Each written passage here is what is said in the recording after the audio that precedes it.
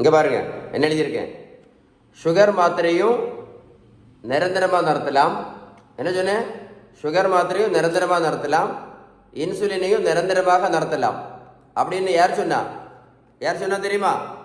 இந்த புத்தகம் சொல்லுது. மருத்துவத்தில் ஸ்டாண்டர்ட் புத்தகம், ஹாரிசன். இந்த புத்தகம் சொல்லுது ரெமிஷன் இஸ் பாசிபிள். யாருக்கு அப்படின்னா எல்லாருக்கும் நிறுத்த முடியாது. பேலன்ஸ்டு டயட் ஒழுங்காக ஃபாலோ பண்ணக்கூடிய பேஷண்ட்டுக்கு மட்டும் இந்த இன்சுலின் ரெசிஸ்டன்ஸ் சரியாயிரும் அப்படின்னு அந்த புத்தகம் சொல்லுது. இன்சுலின் ரெசிஸ்டன்ஸ்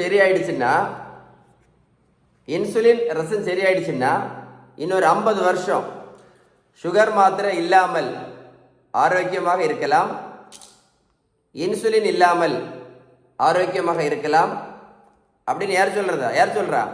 இந்த புத்தகம் சொல்லுது.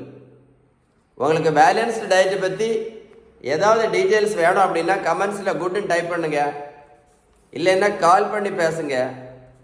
இந்த மாதிரி முக்கியமான அவேர்னஸ் வீடியோவை ஷேர் பண்ணிங்க அப்படின்னா இந்த உலகத்தில் நிறைய பேருக்கு யூஸ்ஃபுல்லாக இருக்கும். நிறைய பேர் பார்த்தீங்கன்னா இந்த மாத்திரையும் இன்சுலினை போட்டு எவ்வளோ கஷ்டப்பட்டுட்டு இருக்காங்கன்னு உங்களுக்கே தெரியும்.